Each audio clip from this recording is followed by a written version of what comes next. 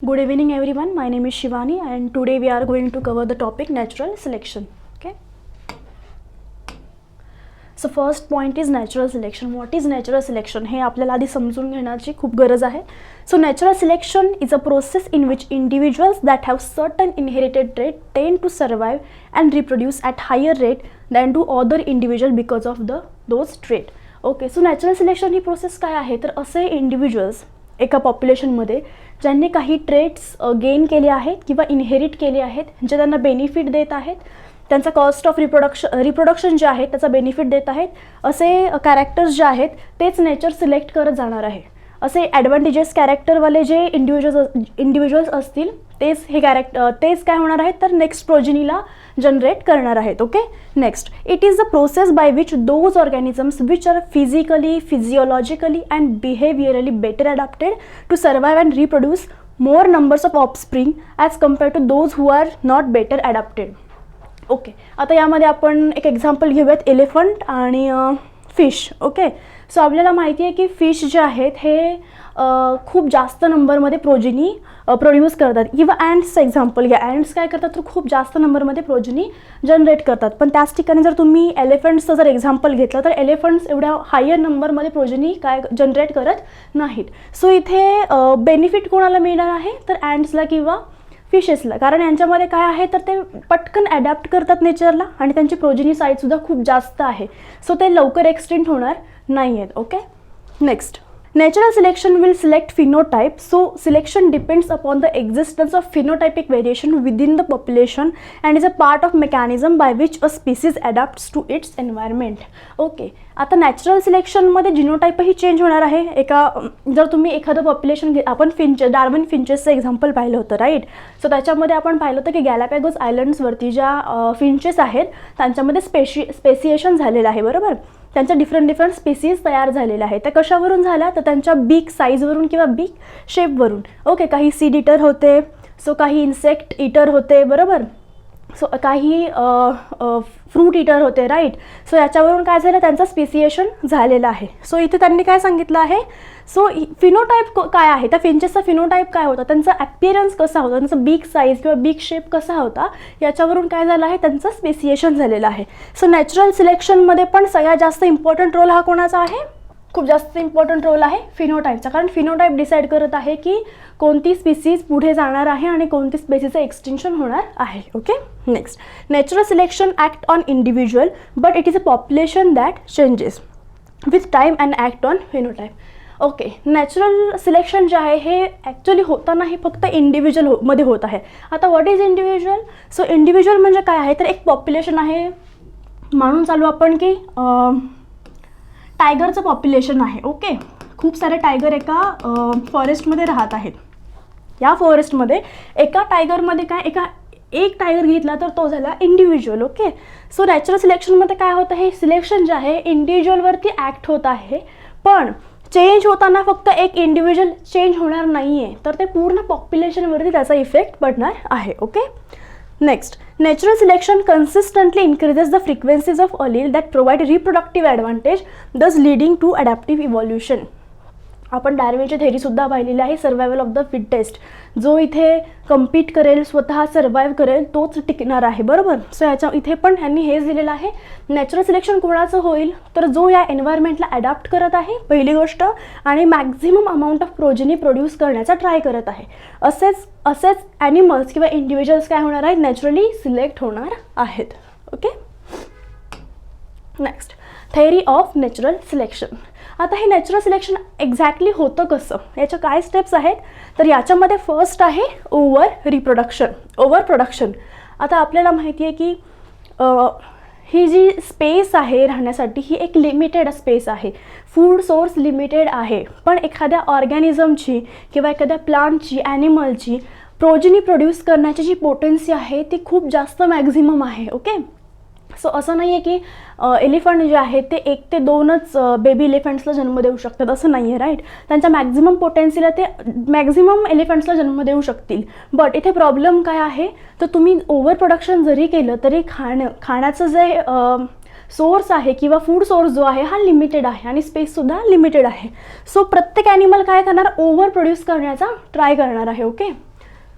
Over production. Next आहे struggle for existence. तुम्ही कितीही ओव्हर प्रोडक्शन केलं तरी जे खाणं आहे, फूड सोर्स आहे, वॉटर सोर्स आहे, स्पेस आहे, ही लिमिटेडच आहे. सो जर तुम्हाला इथे एक्झिस्ट करायचं असेल या स्पेसमध्ये तर तुम्हाला स्ट्रगल हा करावाच लागणार. मग याच्यावरून काय होणार आहे, स्ट्रगल फॉर एक्झिस्टन्स. मग याच्यामध्ये काय होणार आहे तर कॉम्पिटिशन होणार आहे. कॉम्पिटिशन काय असेल, इंटरस्पेसिफिक असेल किंवा इंटर स्पेसिफिक असेल. आता इंटरस्पेसिफिक कॉम्पिटिशन म्हणजे काय आहे याच्यामध्ये,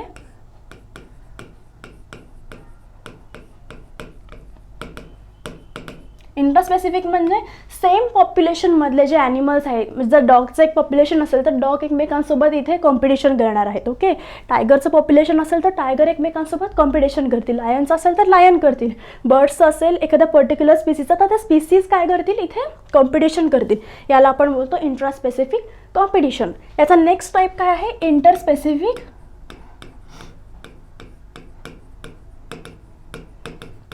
इंटरस्पेसिफिक कॉम्पिटिशन. याच्यामध्ये काय होणार आहे तर दोन डिफरंट स्पीसीजमध्ये काय होणार आहे, हे कॉम्पिटिशन होणार आहे फूडसाठी, स्पेससाठी. ओके, सो याच्यामध्ये होऊ शकतं की लायन्स आहेत, लायन्समध्ये आणि टायगर्समध्ये कॉम्पिटिशन होत आहे, किंवा दोन डिफरंट बर्ड्सच्या ज्या स्पीसीज आहेत यांच्यामध्ये कॉम्पिटिशन होत आहे. आता याच्यामध्ये काय होणार आहे, सगळे नॅचरली सिलेक्ट होणार नाही आहेत. जो स्ट्रॉंग असेल तो सिलेक्ट होईल, वीक असेल तो इलिमिनेट होईल, किंवा दोघांच्याही म्युच्युअल अंडरस्टँडिंगने दोघेही सिलेक्ट होतील, पण त्यांचा जो खाण्याचा सोर्स आहे ते काय करणार आहेत, चेंज करणार आहेत. बघा याच्यामध्ये दोन कंडिशन आहेत स्ट्रगल फॉर एक्झिस्टन्समध्ये. फर्स्ट कंडिशन काय आहे, स्ट्रॉंग असेल तर तो सिलेक्ट होईल, राईट. सेकंड आहे वीक असेल तर तो या लाईफमधून किंवा या वरून तो इलिमिनेट होईल, राईट. सेकंड काय आहे तर दोन्हीही स्पीसीज वीक आहेत आणि तरीही त्या कॉम्पिटिशन करत आहेत.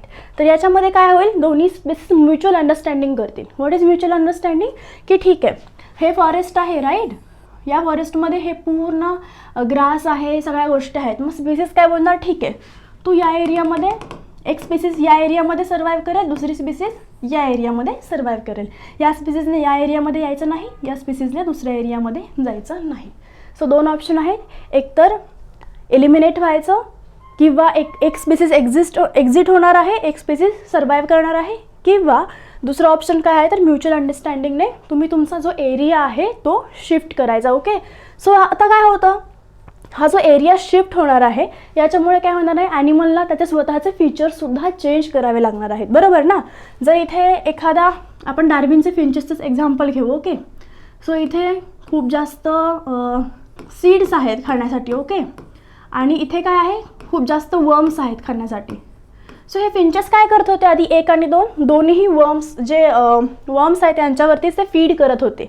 पण एक टाईम नंतर काय झालं तर याची स्कार्सिटी त्यांना जाणवायला लागली. स्कार्सिटी म्हणजे काय तर याचं अमाऊंट जे आहे हे त्यांना कमी जाणवायला लागलं. सो यांनी काय केली, कॉम्पिटिशन केली, आणि याच कॉम्पिटिशनमध्ये काय झालं, वन याच्यापेक्षा थोडासा वीक निघाला, किंवा यांच्या म्युच्युअल अंडरस्टँडिंगने काय झालं, ही स्पीसीज इथून इकडे येऊन शिफ्ट झाली आणि या स्पीसीजने वर्मच्या ऐवजी सीड्स खायला स्टार्ट केलेलं आहे. ओके, सो इथे काय झालं, या स्पीसीजने स्वतःचे कॅरेक्टर्स चेंज केले, बिग साईजमध्ये किंवा बिग शेपमध्ये चेंज घेऊन आलेले आहे, राईट.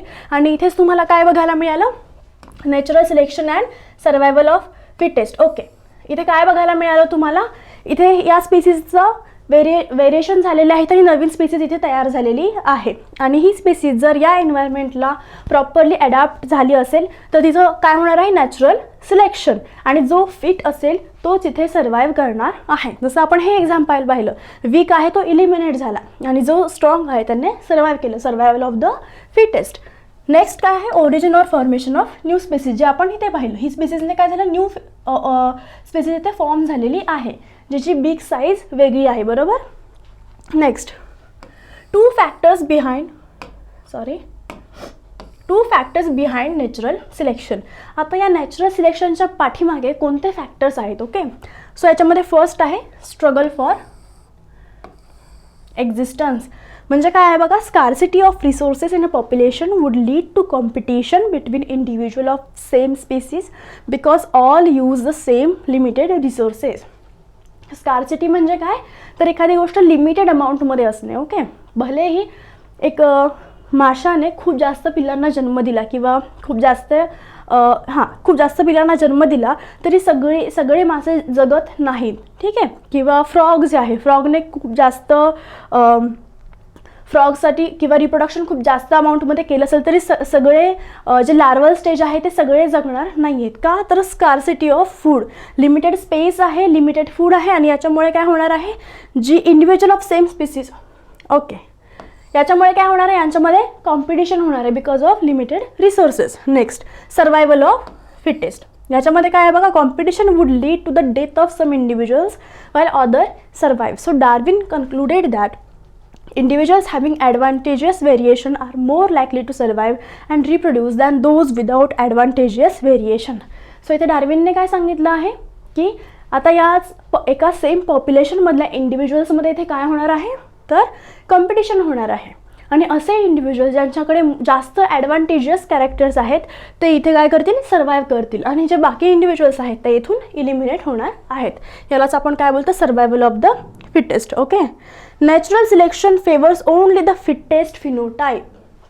भलेही त्या ऑर्गॅनिझमच्या जिनोटाईपमध्ये चेंज होत असेल पण नॅचरल सिलेक्शन हे फिनोटाईपवर चालणारी गोष्ट आहे. Okay, so natural selection favours only the fittest phenotype. Phenotype हा वर्ड खूप जास्त इम्पॉर्टंट आहे आणि हा लक्षात ठेवायचा आहे. Natural selection. So Darwin's process of natural selection has 4 components. डार्विनने जेव्हा हा नॅचरल सिलेक्शनचा जो सिद्धांत मांडला होता तेव्हा त्याचे 4 कॉम्पोनंट्स होते. फर्स्ट काय आहे, variation. Population exhibit variation in appearance and behaviour. आपण इंडस्ट्रियल मेलॅनिझमचं एक्झाम्पल पाहिलं होतं, राईट. सो त्याच्यामध्ये जे बिटल्स होत्या त्यांच्या कलरमध्ये व्हेरिएशन होतं, राईट. असं तुम्ही कोणतंही एक्झाम्पल घेऊ शकता. वर्म्स आहेत त्यांचा कलर पॅटर्न आहे, याच्यामध्ये व्हेरिएशन आहे. किंवा कोणतंही एक्झाम्पल घ्या, प्रत्येक ॲनिमलमध्ये किंवा एका पॉप्युलेशनमध्ये तुम्हाला व्हेरिएशन हे बघायला मिळणारच आहेत. Okay, next is inheritance. Traits are consistently passed on from parents to offspring.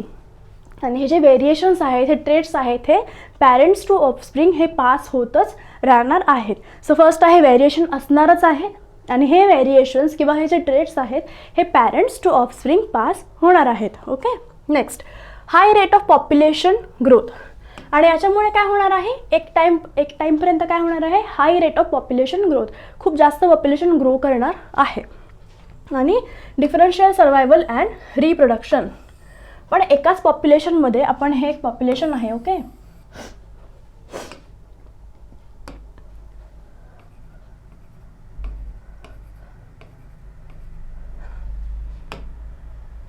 हे एक पॉप्युलेशन आहे आणि हे एक पॉप्युलेशन आहे. ओके, सो हे एकच पॉप्युलेशन आहे पण या पॉप्युलेशनमध्ये व्हेरिएशन आहे, ठीक आहे. काही बिटल्स रेड कलरचे आहेत, काही बिटल्स ग्रीन कलरचे आहेत. ओके, पण इथे काय होणार आहे, डिफरन्शियल सर्वायवल. या बिटलचा सर्वायवल आणि या बिटलचा सर्वायवल सेम नसणार आहे. ओके, सर्वायवल डिफरंट असेल. डिफरन्शियल सर्वायवल, एकाच पॉप्युलेशनमध्ये जर तुम्हाला व्हेरिएशन्स बघायला मिळत असतील तर हे व्हेरिएशन दाखवणारे जे ऑर्गॅनिझम आहेत यांचं सर्वायवलसुद्धा वेगळं असणार आहे. Next, and reproduction. आणि यांचा रिप्रोडक्शन रेटसुद्धा वेगळा असणार आहे. सो आपण काय शिकलो याच्यामध्ये, फर्स्ट ऑफ ऑल तर प्रत्येक पॉप्युलेशनमध्ये व्हेरिएशन असणार आहे. हे व्हेरिएशन्स पॅरेंट्स टू ऑफस्प्रिंग काय होणार आहेत, ट्रान्समिट होणार आहेत. नेक्स्ट, आणि हेच ऑर्गॅनिझम्स जे आहेत हे त्यांच्या हायर रेटला ग्रो करणार आहेत आणि त्यांच्यामध्ये डिफरन्शियल सर्वायवल अँड रिप्रोडक्शन असणार आहे. Okay, next, so there is a variation in trait. For example, some beetles are green and some are brown, म्हणजे व्हेरिएशन आलेलं आहे इथे, right. Next, there is a differential reproduction. Since the environment can't support unlimited population growth, not all individuals get to reproduce to their full potential. In this example, brown beetles tend to get eaten by birds and survive to reproduce less often than green beetle do. Okay, आता यांना इथे काय सांगायचं आहे आपण बघूयात. हे काय आहे, एक लीफ आहे, ओके, किंवा एक प्लांट आहे. प्लांट्सला खूप जास्त लीव्स असतात, राईट. सो इथे काय आहे, या लीव्सवरती ग्रीन बीटल्ससुद्धा आहेत. ओके, हे ग्रीन बीटल्स आहेत. ओके, आणि याच लीव्सवरती ब्राऊन बीटल्ससुद्धा आहेत. ओके, सो काय झालं, या बीटल्सचा एक प्रिडेटर आहे, राईट. सो प्रिडेटर जेव्हा त्याचा प्रे शोधत आहे तेव्हा त्याची नजर या लीफवरती पडलेली आहे. ओके, आणि या लीफवरती काही बीटल्स त्याला दिसत आहेत. पण लीफचा कलर काय आहे, ग्रीन कलर आहे, राईट. त्यामुळे हे जे ग्रीन बिटल्स आहेत हे या लीफमध्ये काय होणार आहेत, केमोफ्लॅज होणार आहेत, राईट. कारण याचा आणि याचा कलर सेम आहे, लीफचा कलर पण सेम आहे आणि बिटलचा कलर पण सेम आहे. सो इथे काय होणार आहे, तर प्रिडेटर जो आहे याला हे बिटल्स नीट दिसणारच नाही आहेत, बरोबर. सो त्याला एकदम अचानक हायलाईट कोणते बिटल होतील, तर रेड बिटल, राईट. त्यामुळे काय होणार आहे, प्रिडेटर जो आहे हा रेड बिटलला पिक करणार आहे, बरोबर. सो त्यांनी इथे हेच एक्झाम्पल दिलं आहे की देर इज अ डिफरन्शियल रिप्रोडक्शन. मग मला सांगा एक टाईम नंतर काय होईल रे, सगळे बिटल जर असेच रेड बिटल जर संपायला लागले तर डिफरन्शियल रिप्रोडक्शन नसेल, बरोबर. मॅक्झिमम रिप्रोडक्शन कोण करेल, मग ग्रीन बिटल करतील, कारण यांना मॅक्झिमम चान्स मिळत आहेत रिप्रोडक्शन करण्याचे, बरोबर. नेक्स्ट आहे there is a heredity. The surviving green beetles have green offspring beetle because this trait has a genetic basis. The more advantageous trait, green coloration, which allow the beetle to have more offspring, become more common in the population. If this process continues, eventually all individuals in the population will be green. आता यांनी काय सांगितलं आहे, इथे advantages character कोणाला आहे, red की ग्रीनला, obviously green बिटल्सला, right. So इथे काय होणार आहे, एक पर्टिक्युलर टाईम नंतर रेड बिटल्सची जी संख्या आहे, नंबर आहे, तो कमी होणार आहे आणि ॲडव्हान्टेज मिळणार आहे ग्रीन बिटल्सला. सो ग्रीन बिटल्स काय करणार आहेत, मॅक्झिमम पॉप्युलेशन त्यांचं वाढवणार आहेत, मॅक्झिमम रिप्रोडक्शन करणार आहेत, कारण त्यांना स्पेस जास्त मिळत आहे रेड बिटल्स कमी झाल्यामुळे आणि फूड सोर्सही जास्त मिळत आहे. ओके, एक टाईम नंतर काय होईल, रेड बिटल्स इथून निघून जातील किंवा संपून जातील. ओके, पण असं होत नाही, मॅक्झिमम टाईम असं होत नाही, बरोबर. अगदी रेड बिटल्स इथे संपायला आल्या तरी पण एखादी दुसरी तरी तुम्हाला ही दिसणारच. असं का होतं हे आपण नेक्स्ट टाईम बघणार आहोत. Okay, next, if there is a variation, differential reproduction and heredity, it have evolution by natural selection as an outcome.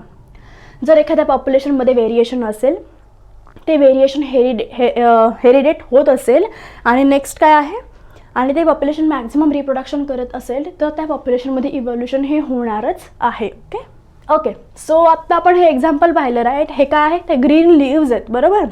आणि याच्यावरती तुम्हाला काय दिसत आहे, ऑर्गॅनिझम दिसत आहे, राईट. ग्रीन कलरचं आहे आणि एक ब्लूइश पर्पल कलरचं आहे, राईट. आणि ते ॲडव्हान्टेज कोणाला मिळणार आहे, तर ग्रीन वनला.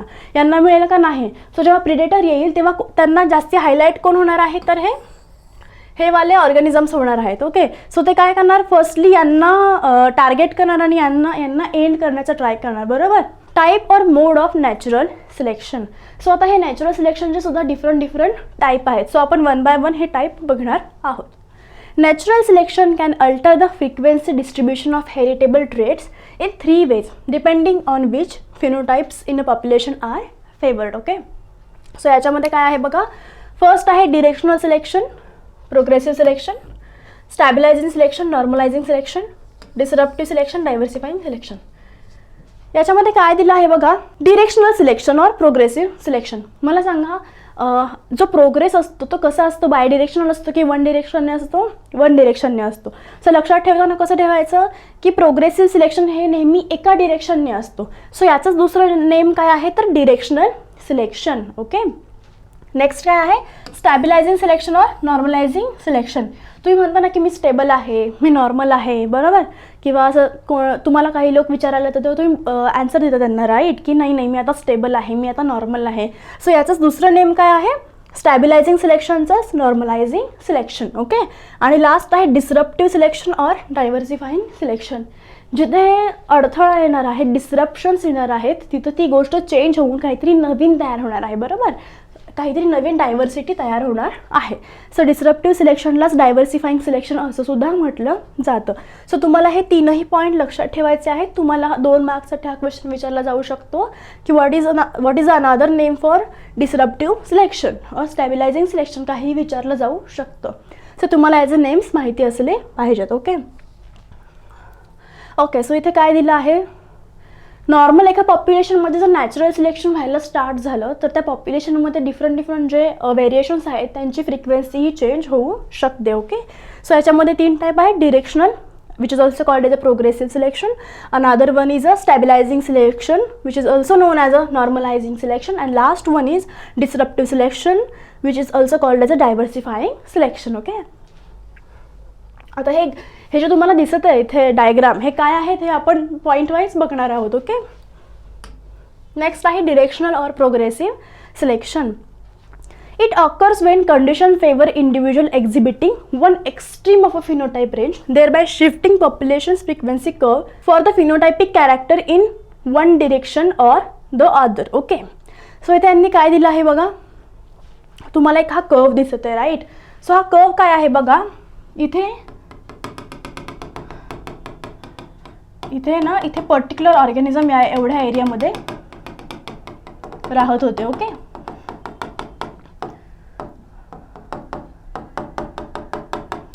हा एरिया त्यांचा फर्स्ट राहण्याचा एरिया होता.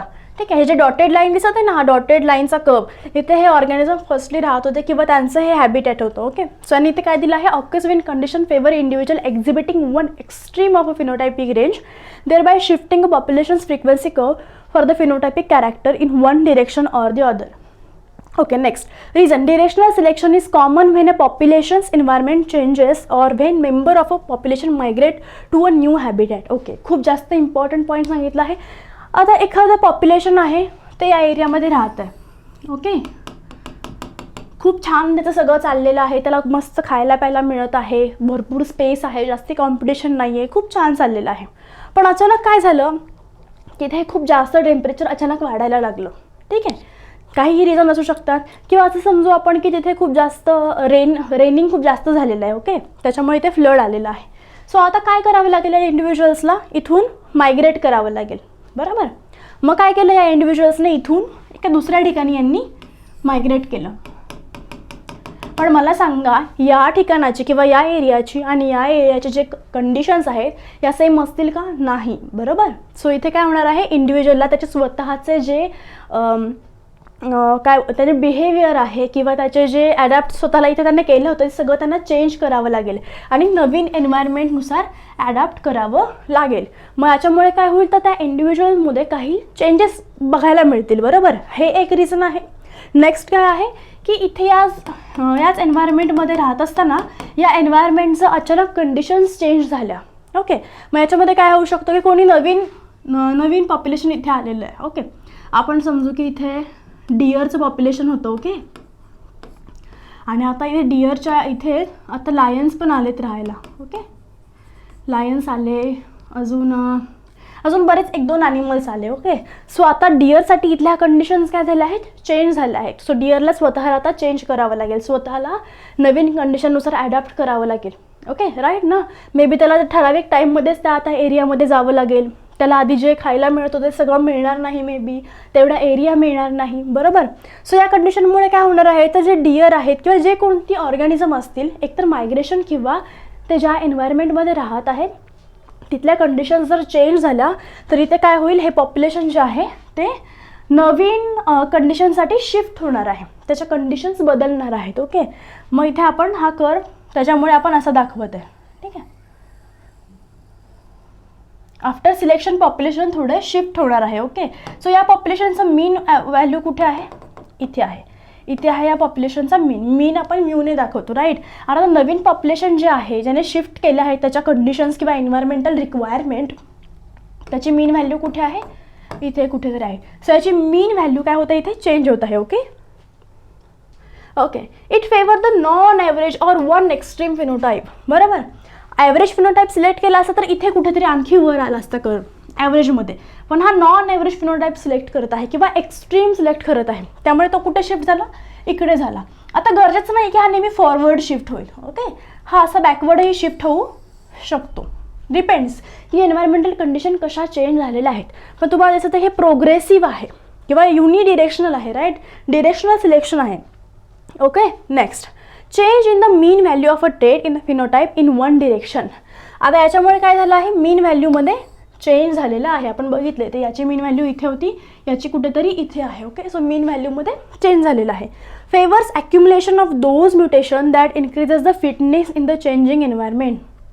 आता काय होणार आहे, एन्व्हायरमेंट चेंज झालेलं आहे, पॉप्युलेशन पण स्वतःला ॲडॅप्ट करायचं ट्राय करत आहे, नवीन कॅरेक्टर्सला गेन करायचं ट्राय करत आहे. मग हे जे कॅरेक्टर्स आहेत, हे जे म्युटेशन्स आहेत ना, या पॉप्युलेशनमध्ये काय होणार आहेत, क्युमुलेट होणार आहे, एकत्र येणार आहेत आणि याच्यापासूनच नवीन स्पीसीज तयार होणार आहे किंवा त्या स्पीसीजमध्ये इव्हॉल्युशन होणार आहे. Okay, next, eliminate normal or average individual starting population. आता याच्यामुळे काय होईल, जे पॉप्युलेशन किंवा जे इंडिव्हिज्युअल्स त्याला ॲडॅप्ट करणार नाही किंवा ज्यांना असं वाटतं की काही फरक पडत नाही, आम्ही या एन्व्हायरमेंटमध्ये पण जगू शकतो किंवा आम्हाला मायग्रेट करायची गरज नाही आहे, आम्ही इथे पण सर्वाईव्ह करू शकतो, जे स्वतःला चेंज करणार नाहीत बदलत्या गोष्टींनुसार, ते काय होणार, इलिमिनेट होणार.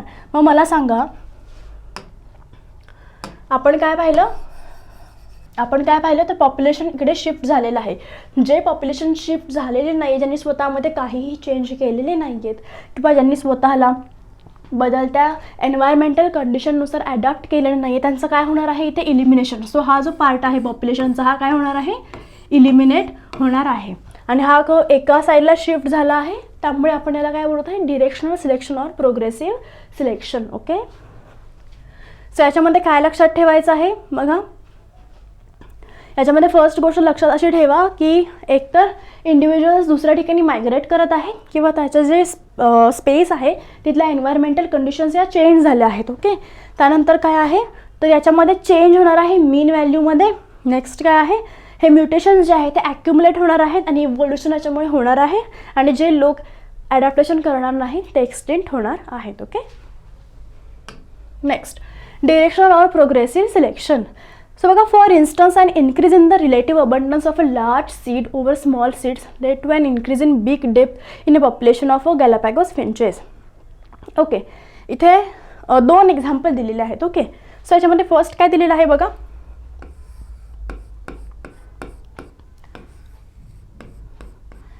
दोन सीड्स आहेत, राईट, एक आहे लार्ज सीड, एक आहे स्मॉल सीड. ओके, सो आता इथे काय होणार आहे की आधी बर्ड्स काय करायचे तर स्मॉल सीड्सवरती फीड करायचे, पण एक टाईम नंतर काय झालं, हे स्मॉल सीड्सची जे नंबर आहे ते खूप जास्त कमी झालं किंवा एक्सटिंक्ट नाही पण खूप कमी झालं, रेअरली बघायला मिळायला लागले. ओके, मग आता एकतर काय होईल, हे स्पेसिस जे आहे ते स्वतःला ॲडॅप्ट नाही करणार, मोठ्या सीड्स खायला नाही केलं तर ते काय होतील, इलिमिनेट होतील. आणि जर त्यांना स्वतःला जगायचं असेल तर त्यांना काय करावं लागेल, त्या बदलत्या एन्व्हायरमेंटनुसार स्वतःला ॲडॅप्ट करावं लागेल. मग त्यांना काय करावं लागेल, लार्ज सीडवरती फीड करावं लागेल. ओके, सो आता काही जर नखरेवाले असतील, जे आपल्याला असतात ना की नाही मला मॅगीच हवी आहे, मला हेच हवं आहे, मी बाहेर कुठेही गेलो तर मी बाहेरचं नाही खाऊ शकत, मी याच्यावरती नाही जगू शकत, मी हेच खाऊ शकतो, अशा लोकांचं काय होतं, खूप जास्त नुकसान होतं. राईट, सो नेहमी आपण जनरलाइज्ड राहिलं पाहिजे, स्पेशलाइज्ड कधीही राहिलं नाही पाहिजे. बरोबर, सो इथे हाच एक्झाम्पल आहे. आता स्मॉल सीड्स संपत आलेले आहेत, तर बर्ड्सकडे ऑप्शन काय आहे, एक तर स्मॉल सीड्स नाही आहेत तर स्वतः तुम्ही नष्ट व्हाल किंवा तुम्ही शिफ्ट करा लार्ज सीड्सवरती. सो बर्ड्सने काय केलं, इथे काही बर्ड्सने लार्ज सीड्सवरती शिफ्ट केलं, हळूहळू ते शिकले खायला लार्ज सीड्स, पण काही काय म्हणले की नाही बाबा आम्हाला नाही जमणार हे खायला, सो आम्ही स्मॉल सीड्सच खाणार मिळाले तर. मग त्यांना मे बी मिळाले नाही, मग त्यांची काय झाली, डेथ झाली इथे. आणि ज्यांनी हे लार्ज सीड्स खायला स्टार्ट केलं यांच्यामध्ये काय झालं आहे, इव्होल्युशन झालेलं आहे, हळूहळू generation to generation. Okay, this is the first example. What is second example, industrial melanism provide example of directional selection. मध्ये आपण पाहिलं होतं, आठवत असेल तुम्हाला, बिफोर इंडस्ट्रियलायझेशन इंग्लंडमध्ये काय होतं, इंडस्ट्रियलायझेशन झालेलं नव्हतं. राईट, सो याच्यामुळे काय होतं, तिथे जे प्लांट्स होते त्याचे बार्क्स जे होते ते कसे होते, लाईट कलरचे होते. का लाईट कलरचे होते, एक मिनिट बघा, आपण काय पॉईंट पाहिला आहे, बिफोर इंडस्ट्रियलायझेशन याच्यामध्ये काय होतं, लाईट कलर्ड बार्क. का होता, बिकॉज पोल्युशन बिलकुलही नव्हतं, इंडस्ट्रीज नव्हत्या, सो पोल्युशन नव्हतं. राईट, आणि पोल्युशन नसल्यामुळे काय होतं तर लायकेनची ग्रोथ होती. काय होती, लायकेनची ग्रोथ. तुम्हाला माहिती आहे लायकेन काय आहे तर गुड पोल्युशन इंडिकेटर आहेत. जर एखाद्या ठिकाणी पोल्युशन असेल तर लायकेन बिलकुलसुद्धा ग्रो करत नाहीत, पण एखादा एरिया पोल्युशन फ्री असेल तर तिथे लायकेन खूप जास्त बघायला मिळतात. सो बिफोर इंडस्ट्रियलायझेशन काय होतं तर इंडस्ट्रीज नव्हत्या, त्याच्यामुळे पोल्युशन नव्हतं, आणि पोल्युशन नसल्यामुळे सगळीकडे लायकेन्स बघायला मिळत होते. सो लायकेन्सने काय केलं होतं, हे जे ट्री आहे राईट याचा बार्क पूर्ण कवर केला होता, कसा, व्हाईट कलर्ड. राईट, सो याच्यामुळे काय झालं, त्या बार्कवरती दोन्ही मॉथ होते, व्हाईट कलरचे प्लस डार्क कलरचे. मग मला सांगा, एखादा प्रिडेटर येत आहे मॉथ सिलेक्ट करायला, सो तो कोणाला बघेल आधी, व्हाईट कलरला बघेल की डार्क कलरला बघेल, ऑब्विसली डार्क कलरला बघेल का तर ही जी व्हाईट मॉथ आहे हे व्हाईट लायकेनवरती केमोफ्लॅज झालेली आहे, बरोबर. सो काय होणार आहे इथे फर्स्टली त्याचं लक्ष डार्क मॉथवरती जाणार आहे, बरोबर. सो बिफोर इंडस्ट्रियलायझेशन काय झालं होतं की डार्क मॉथचा कलर खूप जास्त कमी झाला होता, का तर प्रिडेटर नेहमी यांना हे नेहमी हायलाईट व्हायचे प्रिडेटरसाठी. ओके, त्याच्यानंतर काय झालं, इंडस्ट्रियलायझेशन स्टार्ट झालं, खूप जास्त पोल्युशन वाढलं आणि याच्यामुळेच काय झालं तर तिथे लायकेन्स जे आहेत यांचा अमाऊंट कमी झालं आणि हा बार्क कसा झाला, ब्राऊन कलरचा झाला, राईट. हा बार्क कसा झाला, ब्राऊन कलरचा. आता या जेव्हा बार्क ब्राऊन कलरचा झाला तेव्हा काय झालं, यांना सिलेक्टिव्ह ॲडव्हान्टेज मिळाला कारण यांचा कलर डार्क होता. सो हे काय झाले, केमोफ्लॅज झाले त्या कलरमध्ये, पण हे जे व्हाईट मॉथ आहेत ते आता हायलाईट झाले. सो आफ्टर इंडस्ट्रियलायझेशन काय झालं आहे तर व्हाईट मॉथची संख्या कमी झाली. सो नॅचरल सिलेक्शन हे फिनोटाईपवरती वर्क करत आहे. फिनोटाईप काय आहे, कलर, याच्यावरती याने वर्क केलं, बरोबर. आणि ज्याच्याकडे जास्त ॲडव्हान्टेजेस कॅरेक्टर असेल त्याचा नंबर जास्त असेल आणि तो जास्त रिप्रोड्यूस करणार आहे. Okay, next. ओके, हे खूप जास्त छान इमेज आहे.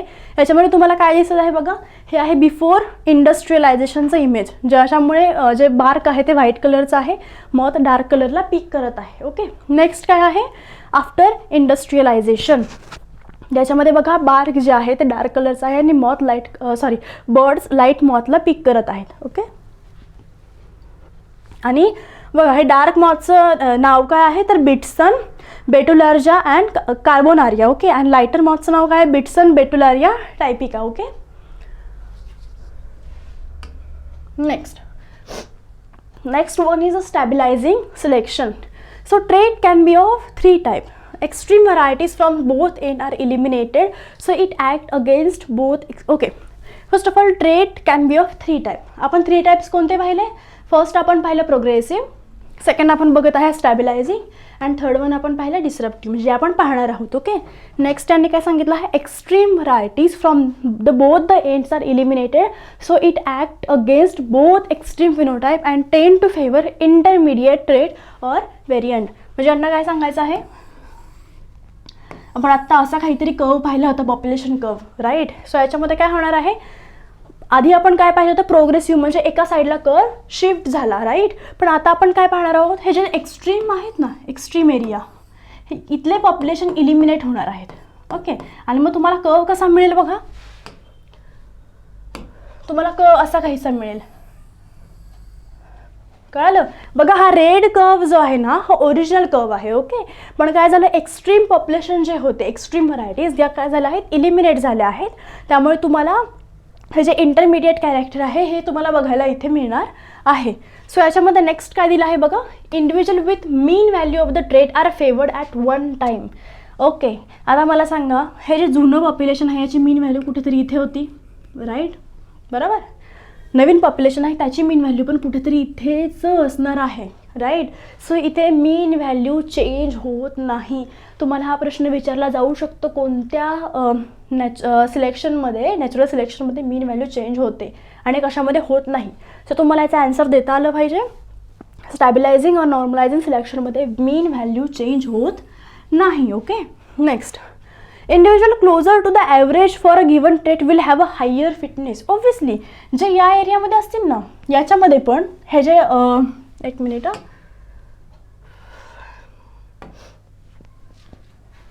याच्यामध्ये पण या एरियामध्ये जे असतील ना, जे मीन व्हॅल्यूच्या खूप जास्त क्लोज इंडिव्हिज्युअल आहेत यांच्याकडे खूप जास्त हायर फिटनेस असणार आहे यांच्यापेक्षा. ओके, हे जे कडेचे आहेत यांच्यापेक्षा पण त्यांच्याकडे जास्त फिटनेस असणार आहे. कोणाकडे, हे जे मीन व्हॅल्यूला क्लोज आहेत यांच्याकडे. Next, reason, act to keep population well adapted to its environment. हे पॉप्युलेशन त्या एन्व्हायरमेंटला वेल ॲडॅप्ट करत आहे म्हणून. Okay, next, operate in a constant and unchanging environment.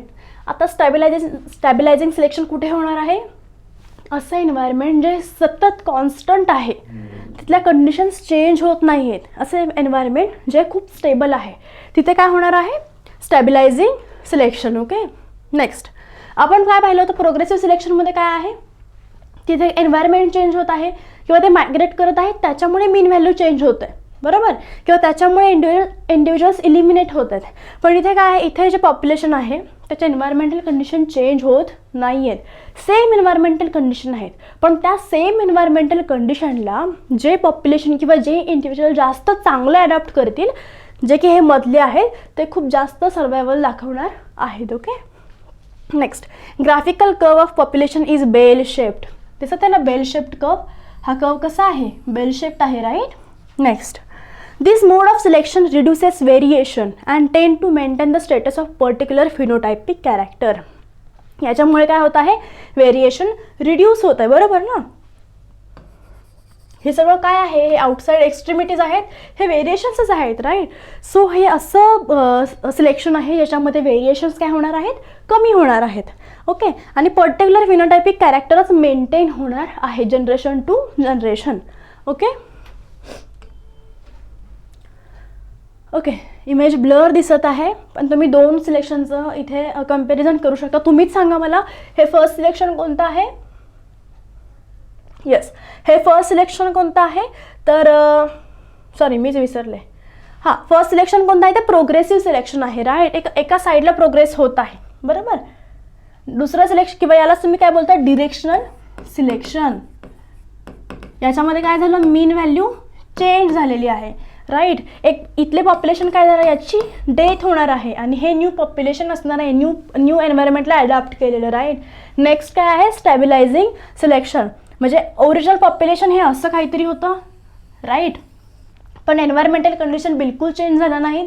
So ज्या पॉप्युलेशनने त्या सेम एन्व्हायरमेंट कंडिशनमध्ये बेस्ट स्वतःचं दिलेलं आहे किंवा बेस्ट रिप्रोडक्शन किंवा ॲडव्हान्टेजेस दाखवलेले आहे, ते पॉप्युलेशन जास्त सिलेक्ट झालं, राईट. सो ज्या एक्स्ट्रीम कंडिशन आहेत यावाल्या, हे पॉप्युलेशन काय झाले आहेत, या एन्व्हायरमेंटमधून इलिमिनेट झालेले आहेत. ओके ओके, सो याचे बेस्ट एक्झाम्पल्स दोन आहेत बघा, the birth weight of most human babies आणि रॉबिन बर्ड. सो तुम्हाला माहिती आहे, जे ह्युमन बेबीचं जे बर्थ वेट आहे ते 3 to 4 kg असतं, किंवा इंडियन्समध्ये 2.5 to 4 kg, राईट.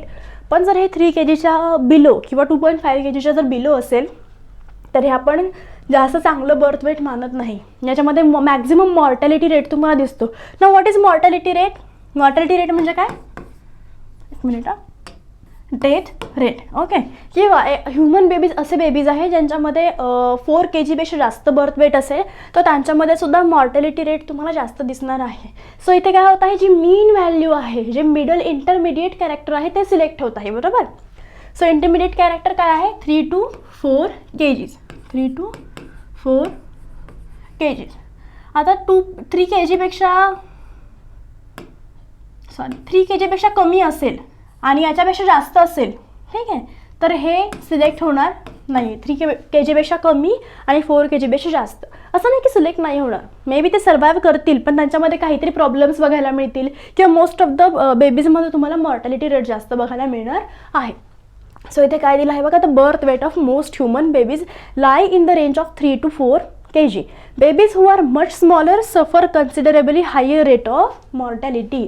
ज्यांचं वेट खूप कमी आहे याच्यापेक्षा ते मॉर्टॅलिटी रेट त्यांच्यामध्ये जास्त असणार आहे. Okay, babies who are much larger show a slight increase in mortality. जे असे खूप जास्त त्यांचं वेट, हेवी वेट आहे, त्यांच्यामध्ये मॉर्टॅलिटी असणार आहे. Okay, regardless of which type of selection occurs, however basic mechanism remains the same. Selection favours individual whose heritable phenotypic trait provide higher reproductive success than do the trait of the other individuals. So याच्यामध्ये पण जास्त selection कोणाचं होणार आहे, यांचं होणार आहे. कारण मला सांगा, जर एखादा बेबी अंडर वेट आहे, ओके, 3 kgपेक्षा कमी आहे, मे बी त्याने सर्व्हाइव्ह केलं आहे, पण त्याचा फिटनेस एवढा चांगला असणार नाही, त्याच्यामध्ये काहीतरी कमी असू शकतं, राईट. सो ती जे स्पीसीज आहे किंवा ते जे इंडिव्हिज्युअल्स आहेत ते जास्त सिलेक्ट होणार नाही आहेत. किंवा असे बेबी ज्यांचं वेट खूप जास्त आहे ते जरी जगले तरीसुद्धा काय होणार, त्यांच्यामध्ये काहीतरी कमी असतील, जेनेटिक चेंजेस असू शकतात. ओके, सो यांचं पण सिलेक्शन जास्त होणार नाही. सो मॅक्झिमम फिटनेस कोणाला मिळत आहे, असे बेबी ज्यांचं वेट 3 to 4 kg किंवा 2.5 to 4 kg आहे. Okay, next, robin bird example, clutch size of robin bird is 4. आता रॉबिन हा जो बर्ड आहे ह्याची जी क्लच साईज आहे ना, ही 4 आहे. हा 4च पिलांना जन्म देतो, याच्यापेक्षा जास्त नाही, याच्यापेक्षा कमी नाही. ओके, असं का? तर बघा, जर याने खूप जास्त नंबरमध्ये फ्रिक्वेन्सीमध्ये पिलांना जन्म दिला तर काय होईल, तर ते माल नरिश्ड राहतील, त्यांना प्रॉपर न्यूट्रिशन मिळणार नाही. आणि कमी अमाऊंटमध्ये जर दिला तर त्यांचं सर्वायवल खतऱ्यामध्ये आहे की ते जगतील असं नाही आहे, बरोबर. सो बघा इथे काय दिलं आहे, रॉबिन टिपिकली ले 4 legs, an example of stabilizing selection. Larger clutches may result in malnourished chicks. तुम्ही लार्जर क्लच साईज देत आहे पण याच्यामुळे काय होईल, मालनरिश्ड चिक तुम्हाला मिळू शकतात. Okay, while smaller clutches may result in no viable offspring. तुम्ही स्मॉल क्लच साईज दिलं, 2 दिले, 3 दिले तर काय होईल, मे बी कुठला तरी बर्ड येत आहे की अंडी फोडून टाकत आहे. ओके, किंवा यांच्यामध्ये तेवढी सर्वायवल ऑफ फिटेस्टची कॅपेबिलिटी नाही आहे, सो हे जगलेच नाहीत, असं येऊ शकतं. राईट, सो आपल्याला जास्तही नंबर नको आहे आणि कमीही नंबर नको आहे. Okay, next last one is a disruptive or diversifying selection. So आता याच्यामध्ये काय होणार आहे, आपल्याला माहिती नॉर्मल कर्व काय असणार आहे, असा काहीतरी कर्व असेल, राईट. पण इथे काय होणार आहे, जे इंटरमिडिएट कॅरेक्टर आहे तेच इलिमिनेट होणार आहे आणि एक्स्ट्रीम कॅरेक्टर जे आहेत, म्हणजे हे वाला कॅरेक्टर आणि हे वाला कॅरेक्टर, यांना हे फेवर करणार आहेत. ओके, यांना फेवरिझम मिळणार आहे आणि जे इंटरमिडिएट कॅरेक्टर आहे ते एक्सटिंक्ट होणार आहे किंवा त्याचा नंबर खूप जास्त कमी होणार आहे. मग तुम्हाला नवीन मिळणारा ग्राफ कसा मिळेल, हा असा काहीतरी मिळेल, जो इथे दिसत आहे आपल्याला, असा काहीतरी हा तुम्हाला नवीन ग्राफ इथे मिळणार आहे. सो बघा इथे काय दिलं आहे, in a hypothetical population grey and Himalayan rabbits are better able to blend with rocky environment than white rabbits resulting in diversifying selection. So इथे काय दिलं आहे बघा, ग्रे अँड ब्लॅक. इथे हे जे ग्रे रॅबिट्स आहेत आणि हे वाले ब्लॅक रॅबिट्स जे आहेत हे एन्व्हायरमेंटला त्या एन्व्हायरमेंटला बेटर ॲडॅप्ट करत आहेत. कुठे बघा, रॉकी एन्व्हायरमेंटमध्ये. कोण ॲडॅप्ट करत आहे, grey rock, sorry wait, yes, हे कोणामध्ये ॲडॅप्ट करत आहेत, रॉकी एन्व्हायरमेंटमध्ये. आणि दुसरे जे आहेत ते कुठे ॲडॅप्ट करत आहेत चांगले, हे दोन्ही जे रॅबिट्स आहेत हे रॉकी एन्व्हायरमेंटमध्ये खूप जास्त केमोफ्लाज होत आहेत. ओके, किंवा पटकन प्रेडिटरला कळून येत नाही आहेत. ओके, सो याच्यामुळे हे खूप छान अडॅप्ट झाले आहेत आणि यांचा सर्वायवल जास्त वाढलेला आहे. पण हे जे व्हाईट रॅबिट आहेत यांचं काय झालेलं आहे इथे, तर हे खूप जास्त हायलाईट होत आहेत रॉकी एन्व्हायरमेंटमुळे, त्यामुळे यांचा नंबर इथे कमी झालेला आहे. त्याच्यामुळे काय झालं, इंटरमिडिएट कॅरेक्टर काय झालं आहे, सिलेक्ट झालेलं नाही आहे इथे, आणि जे एक्स्ट्रीम कॅरेक्टर्स आहेत ते इथे नॅचरली सिलेक्ट झालेले आहेत. ओके, सॉरी, नेक्स्ट काय आहे बघा, British land snail live in a field and forest. Okay, जे स्नेल्स जे आहेत हे फील्ड आणि फॉरेस्टमध्ये राहत आहेत. Light banded shells are better camouflage in a field while dark non banded shells are better in the forest. Snails between shell are not successful in either habitat. Okay, इथे काय दिलं आहे, एक आहे लाईट बँडेड, ओके, आणि दुसरी काय आहे, dark non banded. So light banded जी आहे ती कुठे बेटर अडॅप्ट झाली आहे, केमोफ्लॅज झाली आहे फील्ड्समध्ये, आणि डार्क जी आहे ती फॉरेस्टमध्ये, राईट. पण या दोन्हीच्या मध्ये जे स्नेल्स येतात, या दोन्हीच्या मध्य कॅरेक्टर जे दाखवतात, इंटरमिडिएट कॅरेक्टर जे दाखवतात ते कुठेही फिट होत नाहीत. यामुळे काय होणार आहे, हे कॅरेक्टर एक्सटिंक्ट होणार आहे किंवा खूप कमी तुम्हाला बघायला मिळेल. याला ॲडव्हान्टेज जास्त मिळणार नाही आहे किंवा सिलेक्टिव्ह ॲडव्हान्टेज त्यांना मिळणार नाही. ओके, सो तुम्हाला इथे काय बघायला मिळते, डिसरप्टिव्ह सिलेक्शन, यालाच मी बाय मॉडल ग्राफ सुद्धा म्हणता. Okay, next disruptive diversifying selection. One example is population of black-bellied seed cracker finches in Cameroon whose members display two distinctly different beak sizes. Small billed bird feed mainly on soft seed. Okay, small billed जे आहेत ते कशावरती feed करतात, soft सीडवर, right. आणि large billed जे आहेत bird specialised in cracking hard seed.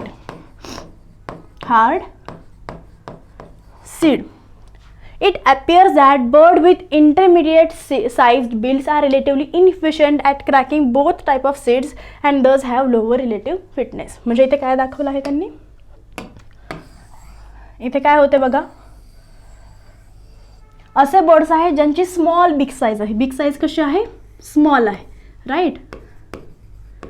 So हे फक्त सॉफ्ट सीडलाच खाऊ शकतात. ओके, असे बर्ड्स आहेत ज्यांची बिग साईज लार्ज आहे, हे हार्ड सीडला सुद्धा खाऊ शकतात. आता असे म्हणजे यांची बिग साईज कशी तरी अशी असेल. ओके, आता मध्ये असे आहेत जे स्मॉल सीडला पण खाऊ शकत नाहीत आणि लार्ज सीडला पण खाऊ शकत नाहीत. हे इंटरमिडिएट कॅरेक्टर आहे ज्यांची जे बिग साईज आहे ही कुठेतरी इंटरमिडिएट साईजची आहे. बरोबर. सो हे काय होणार आहेत, यांना सिलेक्टिव्ह ॲडव्हान्टेज खूप जास्त कमी मिळणार आहे आणि यांचं नॅचरल सिलेक्शन पण खूप कमी होणार आहे. ओके.